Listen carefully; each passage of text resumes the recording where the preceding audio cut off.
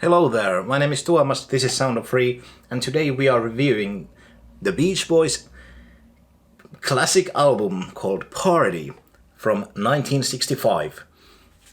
And this album is very interesting. It's basically a throwaway album just made to keep the record company Capitol happy. Do you know if there's anything like this from around or before this album? The group's music was getting more and more complex, very rapidly. More and more session musicians, different studios, you know, all that stuff. And then, out of the blue comes this stripped down overdub with talking and laughing, with all kinds of ambient noises. This little album, which produced a huge hit for them called Barbara Ann, and the story of this album is just so strange. I don't know.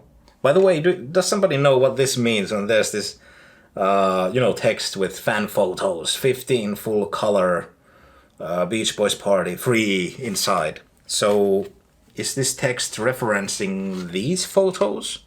Because I can only count 1, 2, 3, 4, 5, 10 photos over here. So was there supposed to be some sort of booklet, or is there supposed to be a booklet, or does this 15 photos mean those 10 and these 5 in the back?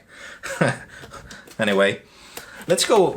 Well, I'm not gonna actually go this time these through track by track, because I don't know if there's any point really for that. The uncovered and unplugged version from a few years ago is really great. This was released in 2015, so basically it's the 15th year anniversary edition of Party album.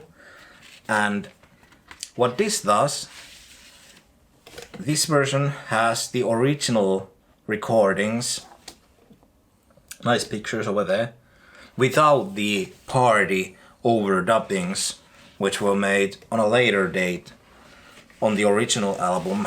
And I completely appreciate the idea of the original album, but to me the Party overdubbings kinda make the album itself unlistenable. It's just a bit too much, and hearing this really made me appreciate the material so much more, because this idea of doing this stripped down thing during this time period when everything was getting more and more bombastic, basically, taking this complete left turn and bringing in bongos and just unplugged guitars, acoustic guitars, and kind of like this campfire type of singing and sound together, and doing a lot of covers and also doing a few versions with their own hit songs, kind of like goofing off with them. To me, this album just feels kind of underrated one.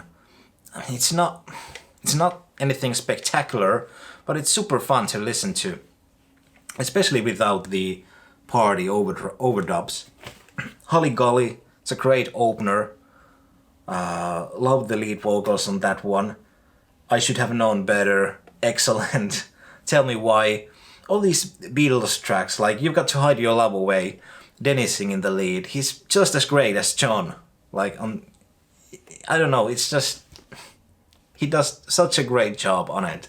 There's No Other Like My Baby, excellent. And The Times They Are Changing, sang by Al, Man with a Message. Al's, the original one is great. I don't have anything against Dylan, but Al singing this track just gives me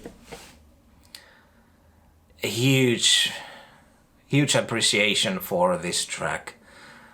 Al being really one of these these most underrated singers of the 20th century.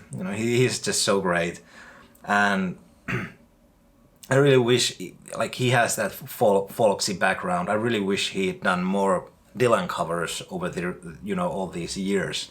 He'd do a really great Bob Dylan cover album, and you gotta remember during this time period, Al only had a few lead vocals, so he wasn't like that experienced with leads.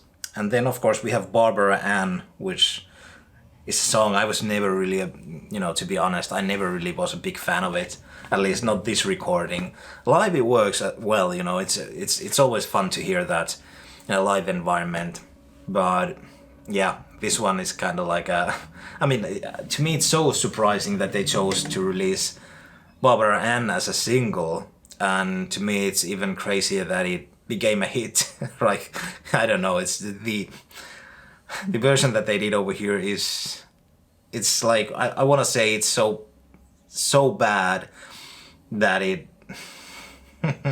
almost is good. Like, no, that's maybe a bit harshly said, but yeah, they could have chosen like some of these Beatles tracks, for example, as a single, or even Times They Are Changing or something.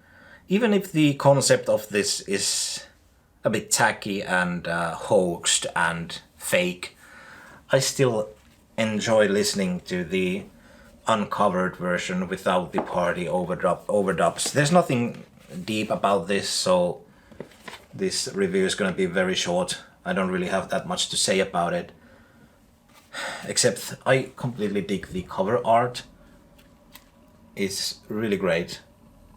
Love the font over there, the colors, everything. And I love how they look, the clothing, everything. They look very, kind of modern, timeless.